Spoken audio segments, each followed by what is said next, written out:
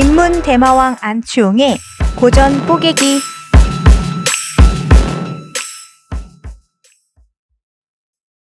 이번 시간은 정의론 3부입니다. 1부는 정의에 대해서 얘기하고, 그 다음에 2부는 정의와 관련된 제도를 얘기한 건데, 그 다음에 이제 목적론이라는 그 제목을 다루고 있으면서 3부는 정의와 선의 문제를 다루고 있죠. 그러면은 정의가 선인가 에 관한 게 3부인데 조금 생각이 여긴 달라요.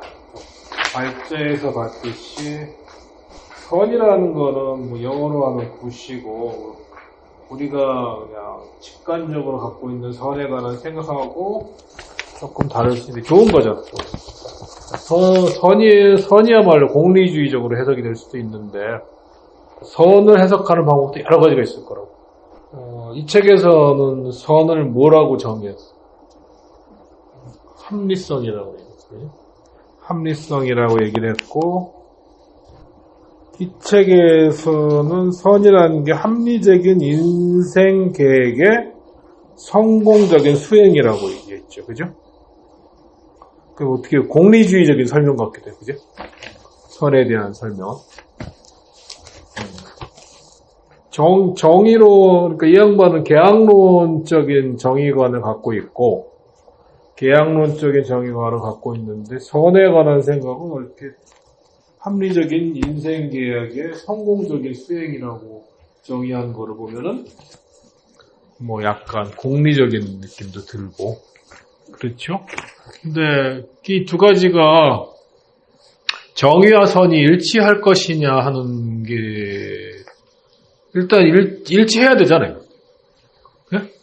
정의와 선이 일치해야지. 불일치하면 어떻게 돼? 골 아프죠? 정의와 선이 불일치하면 어떻게 되나? 뭐 어쨌든 여러 가지 경우가 생길 수 있잖아요. 그지? 그래서 정의와 선이 일치를 해야 되는 거를 설명하기 위한 게 이제 마지막 3장의 모습인데, 여기 이제 이 책에서 설명하고 있다시피 그 정의론 자체는 어떻게 보면 다분히 좀 선험적인 논리 구조를 갖고 있어요. 그죠? 정의론 선험적이죠, 말 그대로. 선험적이라는 게 여러분들이 경험하지 않은 상태에서 또는 경험을 배제한 상태에서 논의를 해서 뭐 추론을 해서 그 어떤 뭐 합리적인 뭐 어떤 결론 같은 거를 추구할 수 있다라고 할 때 그런 걸 선험적이라고 하잖아요. 그 경험 독립적인 거죠. 경험 독립적인 거. 예를 들어서 그 뭐 사랑에 관한 뭐 선험적인 뭐 상 이런 것들이 있을 수 있잖아요. 뭐 고립된 인간을 가정한다면 선험적이 될까? 어쨌든 좀 복잡해지는데, 어쨌든 무지의 베일을 씌웠다는 거는 경험으로부터 배제해버린 거고 다분히 선험적인 설정 근거를 갖는 거죠. 근데 정의는 그런데 선은 후험적인 구조로도 갖는, 또는 뭐 추험적이라고 해도 되고 경험을 따라가는. 그래서 합리적인 뭐 여기 보면은 뭐 숙고된 합리성 이런 말도 쓰는데 맞나? 숙고된 합리성이라든지 합리적인 뭐라 그랬죠 아까? 선이? 합리적인 인생 계획의 성공적인 수행이라고 했을 때 그거는 다분히 이제 후험적인 구조를 갖는 거죠. 논리 지평이 조금 다른데 두 개가 일치할 수 있느냐 이 문제를 다루고 있는. 어떻게 생각하면 두 개가 거꾸로 가야 될 것 같은데. 우리가 생각할 때 선이라는 건 오히려 그 선험적으로 좀 주어져야 될 것 같고, 정의라는 건 오히려 후험적으로 있어야 될 것 같은데, 이 사람의 정의관과 선관은 우리 상식하고 조금 다르죠. 정의는 예를 들어서 정의의 문제가 뭐냐고 했을 때 다루고 있는 게 처음에 얘기했다시피 이런 거죠. 의무와 권리, 그 다음에 뭐 사회 공동체에서 생산된 그 혜택, 이익 이런 것들을 어떻게 나눌 것이냐에 관한 문제가 정의의 문제라고 그랬잖아요. 그럼 답은 이 사회적인 이슈인데 그럼 후엄적으로 사회과학적으로 결정이 되어야 될 것 같은데 그거를 결정하는 기준은 오히려 선험적으로 가고 무지의 배일이라나 개인적인 덕목이라고 할 수 있는 다분히 개인적인 덕목이라고 할 수 있고 그 개인이라고 하는 거는 어떤 우리가 인간 추상이라고 말할 때 보편적으로 상정할 수 있는 인간 존재에 주어지는 뭐 어떤 공통적인 뭐 인간의 심성 이런 것들을 우리가 얘기할 때 선을 얘기하잖아요. 그래서 뭐 성선설이니 성악설이니 할 때 주어진다고 보는 거죠. 근데 오히려 합리성, 공리주의적인은 아니고 공리주의를 연상시키는 방법으로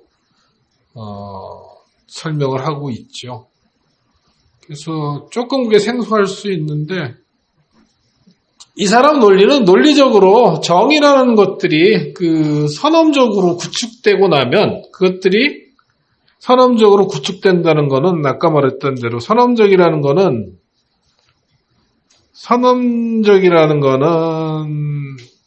추상적 인간에게 다 적용된다는 거예요. 선언적이란 말은. 그러니까 탈개인성이 탈개인. 근데 약간 조금 우리가 말장난을 하면 공리주의에서는 몰개인이죠. 몰개인. 공리주의에서는 자본주의에서도 마찬가지인데 그 개인들이 소멸해. 개인들이 소멸. 개체성이 소멸해.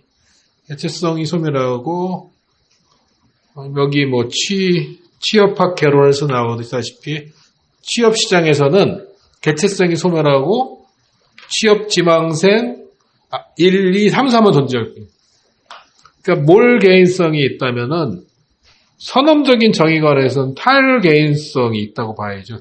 그러니까 추상적인 개인들이 모든 이해관계나 이런 것들에 벗어나서 그 사회를 구성하는 정의에 관한 원칙들을 수립한다는 거죠. 그래서 나온 게 이제 정의의 제1원칙, 제2원칙, 뭐 평등의 원칙, 차등의 원칙이 맞나? 그런 것들이 나오고 그런 것들이 동의된 사회 속에서 인간들이 살아가다 보면은 거기서 어떤 합리적인 인생 계획을 성공적으로 수행하는 과정에서 정의관들이 뭐 자연스럽게 뭐 고기로 치면 마블링이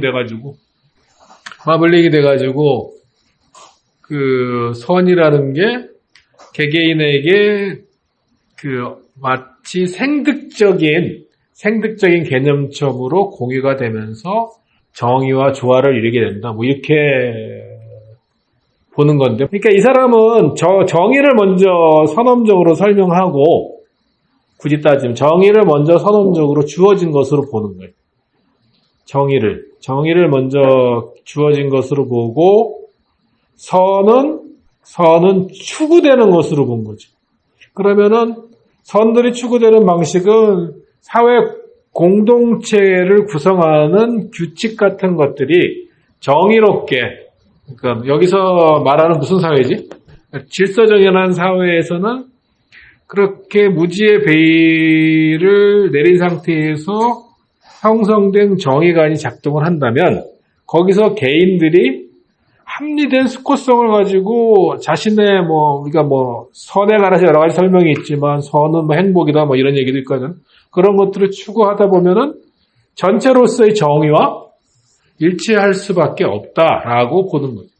그래서 논리 구조가 정의를 먼저 주어진 거로 보는 거예요. 정의를 먼저 주어진 거로 보기 때문에 여기 이제 설명이 나와 있다시피 여기 발제문에도 있다시피 인간은 본질상 사회적 존재며 사회적 연합을 통해서만 완벽해질 수 있다. 그러니까 이런 사회 공동체가 구성되면서 어쨌든 개인의 선 추구가 전체로서 정의와 일치할 수밖에 없다라고 얘기하는 거죠. 개인성, 우리가 얘기했던 거. 정의는 주어진다고 보는 거예요. 어떻게 생각하면? 그러니까 well ordered, 질서정연한 사회에서 항상 우리는 원초적인 관점에서 정의를 추출하게 돼 있어. 나의 이해관계가 배제돼. 이해관계가 들어가면은 정의를 못 세우죠. 예컨대 서영교라든지, 서영교 맞나? 국회야? 서영교야? 운동권 출신이 이제 아무런 문제의식을 못 느끼고 그렇게 했는데, 예를 들어서 무지의 베일을 내린 상태에서 판단했으면은 국회의원이 자기 딸을 인턴으로 쓰는 거는 정의롭지 못하다고 판단을 내렸을 수도 있는데, 그 사람은 국회의원이 돼 있었기 때문에 어느 순간부터 이 냄비 안의 개구리처럼 온도 변화를 못 느끼는 거예요. 우리 누구나 그런 게 있어요. 그래서 그렇기 때문에 무지의 베일이 필요한 거거든. 그러면은 이제 그런 게 정의로운 거지. 근데 정의로운 건데, 그러한 무지의 베일을 통해서 추출된 인터란 말을 쓰면 좋을 것 같은데, 간이란 말로 어떤 영어로 하면 인디비주얼한 어떤 정의관이 항상 원초적 관점에서 끊임없이 생성이 된다면, 이거는 롤즈가 한 말은 아니고 그냥 우리끼리 얘기를 한다면, 원초적 입장이라는 거는 실제 원초적이라는 게 아니라 가상의 실험이거든. 그러니까는 롤즈의 얘기를 여기 썼는지 안 썼는지 모르겠지만은, 원초적 입장이라는 거는 끊임없이 갱신돼야 돼요. 내가 보기에는. 정의관이. 그리고 무지의 베일 속에서 끊임없이 정의관이 재확인돼야 되고, 그러한 과정을 거친다면 개인들이 선을 추구한 서영교라는 개의원이 자신의 아까 선이 뭐였죠? 합리적인 인생 계획의 성공적인 수행.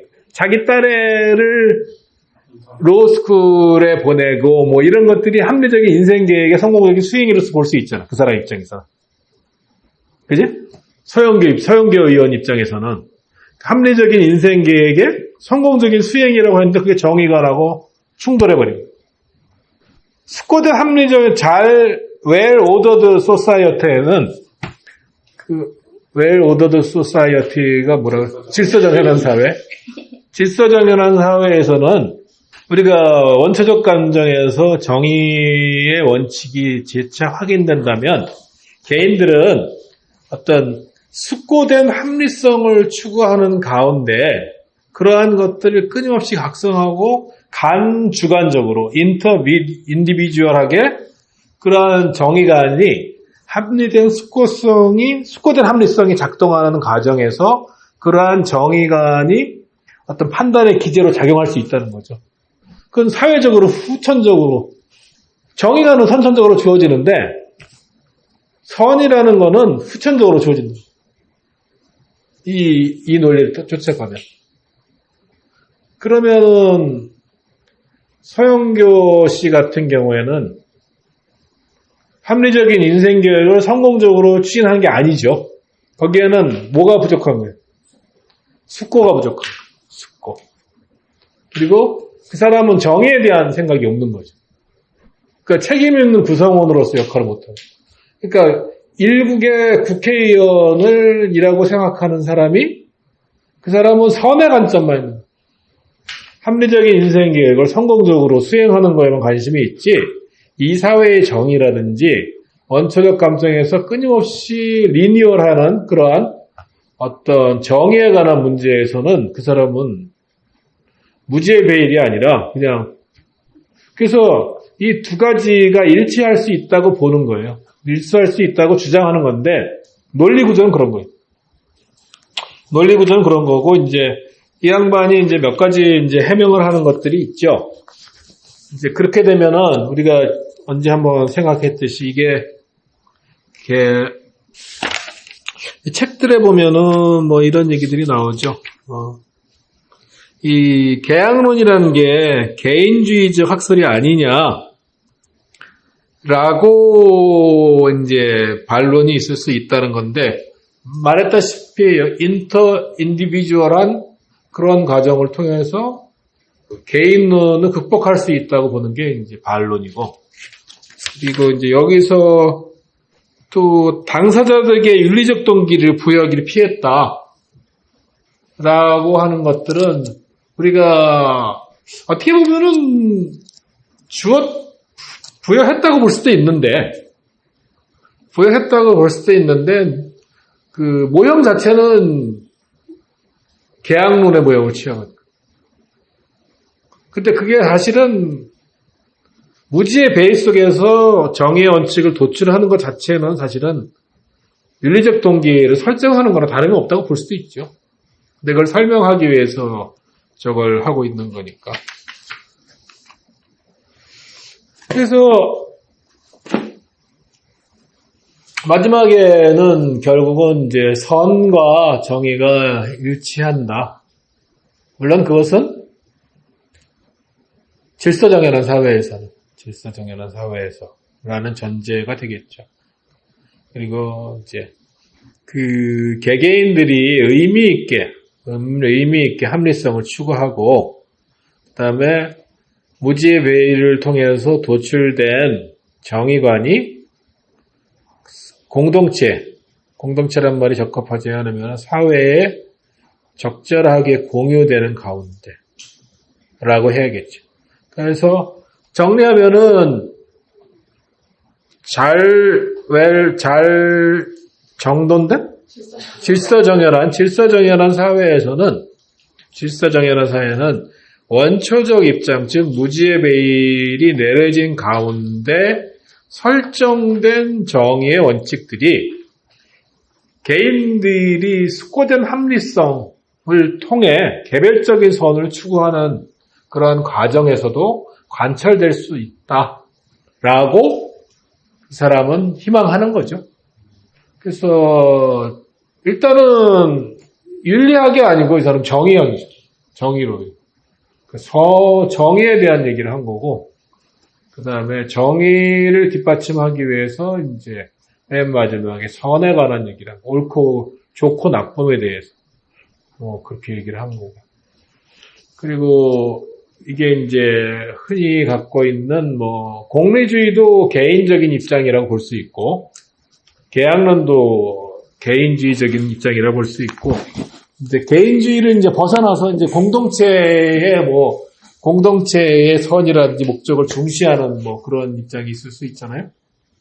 어쨌든 둘 다 이제 개인주의적인데, 굳이 차이를 두자면 계약론적인 롤즈의 입장은 탈개인주의적이라고 할 수 있고, 공리주의적인 입장은 몰개인성이라고 할 수 있다. 말을 조금 장단을 하면 그렇게 볼 수 있는 거죠. 1장, 2장, 3장을 통해서 우리가 이제 다 잊어버리더라도 이제 정의 원칙 이런 건 잊어버리지 말아야겠죠, 그죠? 정의 원칙이라는 게 책 등에 있으니까. 첫 번째는 평등의 원칙이죠, 그죠? 평등한 권리를 가져야 된다. 간단하게 요약하면. 두 번째는 차등의 원칙인데, 차등의 원칙 맞죠? 그럴 경우에는 첫 번째가 맥시민이라는 그 최소 수혜자에게 최대 이익이 되고, 그 다음에 기회균등, 그 어떤 직책과 직위가 모든 사람들에게 개방되어야 된다. 이런 것들이 전제되는 가운데, 그러니까 두 번째는 불평등이 용인된다면, 그럴 때도 다음과 같은 조건은 준수되어야 된다라고 얘기를 하는 거죠. 당연히 현학적이고 복잡한 구조를 취하고 있지만 주장 자체는 우리가 새겨드릴 만한, 이렇게까지 길게 써야 될 얘기인가는 잘 모르겠지만, 지금 우리 사회의 수준을 보면은 질서정연한 사회, 그 표현이 조금 번역이 맞는지도 좀 따져봐야 될 것 같은데, 그러니까 개인의 문제는 아닌 것 같아. 왜냐? 그게 이제 노말이 된 것 같아. 이제 파워 엘리트들에게는 질서정연한 사회의 구성원으로서 자신을 자각할 수 없는 시스템이 작동하고 있는 것 같아, 이미. 그렇기 때문에 뭐 개인의 윤리를 탓할 수는 없는 것 같아요. 그렇다고 그 사람들이 뭐 무죄다, 뭐 우죄라기보단 책임이 없다 이런 얘기는 아니고 그 동료가 보냈다는 문자도 골 때리죠. 그냥 참고 지내면 뭐 견뎌라 뭐 이런 식으로 별거 아니다 뭐 이런 식의 사고방식 같은 것들.